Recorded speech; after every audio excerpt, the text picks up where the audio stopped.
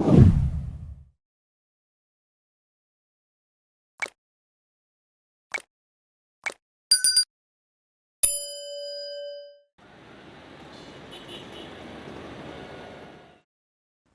बेगम साहिबा। सफिया, बाजी के लिए जूस बना के लेकर आओ, फ्रेश। मुझे नहीं चाहिए जूस वूस। जाओ तुम बना के लाओ, जी अच्छा। पी लो, दिमाग को सुकून मिलेगा। 25 साल साथ रहने के बाद अब उन्हें जरा मिर्जा परफेक्ट लग रही हैं। इमेजिन 25 साल। दामाद के सामने कह रहे हैं कि मुझे कुछ हैंडल करना नहीं आता। दामाद के सामने नहीं कहना चाहिए था। अरे अम्मी, कहना ही नहीं चाहिए था उन्हें। ये भी ठीक है, अब तो जो नुकसान होना था हो गया। पहले कहते, अब कहने का क्या फायदा। क्या मतलब आपका कि मैं गलत हूँ? गलत तो तुम्हारा शादी का फैसला था बेटा। मैंने कितना समझाया, लेकिन तुमने सिर्फ दौलत देखी। वो मुझसे मोहब्बत करते थे। नहीं, वो तुमसे मोहब्बत नहीं करता था, सिर्फ पसंद करता था। अब पसंद उनकी बदली है, इसमें मेरी क्या गलती है? यही तो तुम्हारी गलती है बेटा, कि तुम ये समझती हो कि उसकी पसंद बदली है, हालांकि तुम खुद बदली हो। मैं 25 साल उसके साथ रहने के बावजूद तुम्हारी ये बात समझ में नहीं आई कि तुम सिर्फ उसका सिलेक्शन थी, मोहब्बत नहीं। शायद उस वक्त उसे तुम्हारा हाँ में हाँ मिलाना पसंद आ गया हो, वरना किसी मामूली शक्ल की मिडिल क्लास लड़की जो कि उसकी पर्सनल सेक्रेटरी भी हो, उससे शादी। हालांकि उसको अमीर लड़कियों की और खूबसूरत लड़कियों की कोई कमी नहीं थी इस वक्त। वो एक बच्ची का बाप था। 6 फैक्ट्रियों का मालिक भी तो था ना। कौन सी उसकी बीवी जिंदा थी? उसने सोचा होगा कि जैसे तुमने उसका स्टेटस पाने के लिए जिद्दोजहद की, उसकी 6 फैक्ट्रियों को 12 फैक्ट्रियां बनाने में भी उसका साथ दोगी। लेकिन तुम तो एक अच्छी माँ तक साबित नहीं हो सकी। आप मुझे ये सब कुछ इसलिए सुना रही हैं कि मैंने आपकी मर्जी के खिलाफ शादी की थी? बाप की मर्जी के खिलाफ तो सबा ने भी शादी की थी ना, लेकिन वो कामयाब है ना, इसलिए कि वो शौहर का ख्याल रखती है, उसका साथ देती है। तो मैं भी कामयाब हूँ।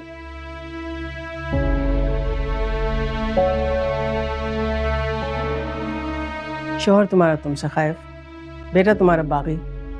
कामयाबी की बड़ी अच्छी मिसाल है भाई ये तो। किसी दूसरी औरत से नहीं सीख सकती तो अपनी सौतेली बेटी से ही सीख लो। अरबपति बाप की बेटी है, लेकिन अपने शौहर की खुशनुदी की खातिर उसने MBA की डिग्री को लॉकर में रखा और चाबी तोड़ दी। शौहर की जो हैसियत है उसी में रहना पसंद करती है। तो मैंने भी अपना करियर कहाँ परस्यू किया है? तो करना चाहिए था ना, अपने बेटे को उसके बाप के खिलाफ करने के बजाय जो सोच के तुम्हारे शौहर ने तुम्हें अपनाया था वो करती ना। अपने बलबूते पे कुछ करके दिखाती, कुछ बन के दिखाती ना, तो तुम्हारा शौहर आज तुमको ताने ना दे रहा होता, बल्कि तुम्हारे साथ पर फख्र कर रहा होता। पियो। नहीं पीना मुझे। तो फिर जाओ, मेरा सर क्यों खा रही हो?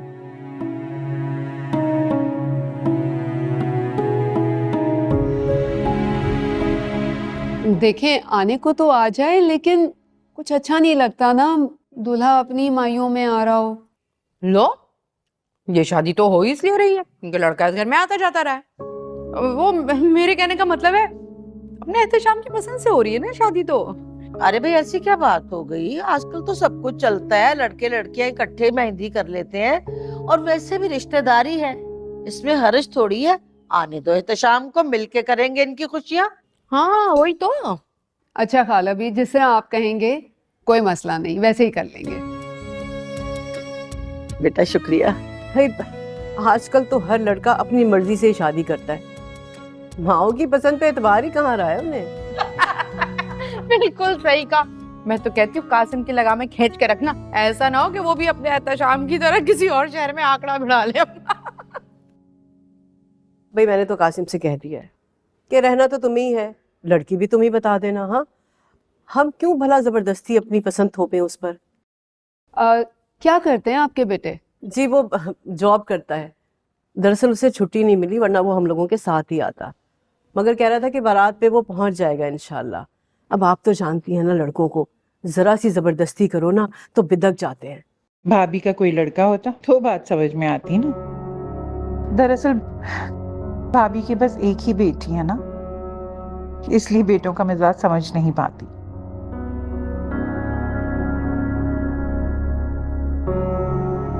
अच्छा चले, बारात में ही सही, पहुंच तो जाएगा ना। जी इंशाल्लाह। कबाब में नमक कम है बस थोड़ा। चीनी कम डाली है ना? हाँ कमी है। हाँ ओके।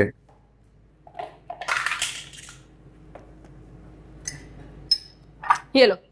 ये क्या है? पेंटो। मैं? नहीं तो क्या नौकर रखवा दो तुम्हारे लिए? हाँ वैसे होने तो चाहिए, इतने बड़े घर की शादी है, 4-5 तो रख ही लेते। क्या भाई? मुलाजिम और क्या। जेब में फूटी कौड़ी नहीं है और मिस्टर के ख्वाब तो सुनो नौकर रखने के। हाँ तुम जो हो ना, ये लो, इसको भी फेंट पकड़ो।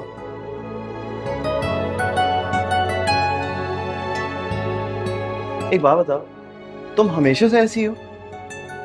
कैसी? और भाई थोड़ी देर पहले तुम मार्केट की वजह से अपसेट थी और अब देखो तुम्हारा मूड बिल्कुल चेंज।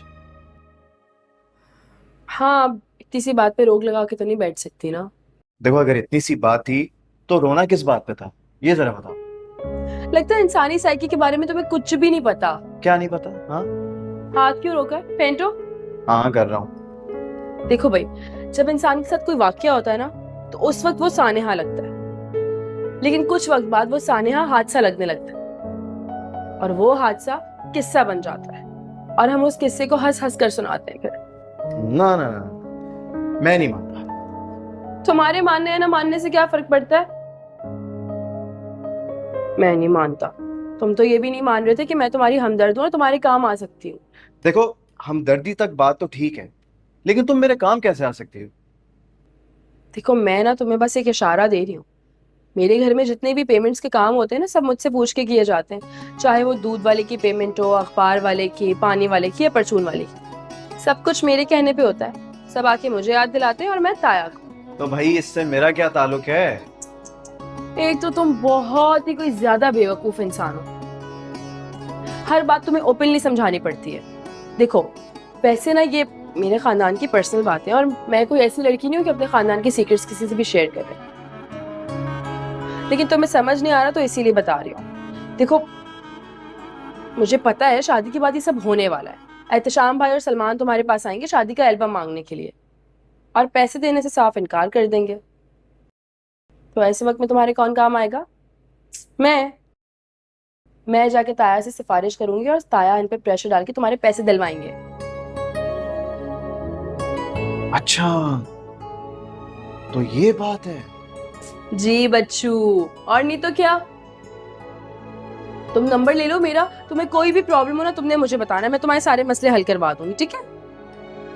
और इसके लिए मुझे क्या करना होगा? बताया तो था तुम्हें मैंने, तुम्हें ना मेरी तस्वीरें बनवानी है। तो बाकी रिश्तेदारों का क्या होगा? वो तुम्हें पैसे दिलवाएंगे।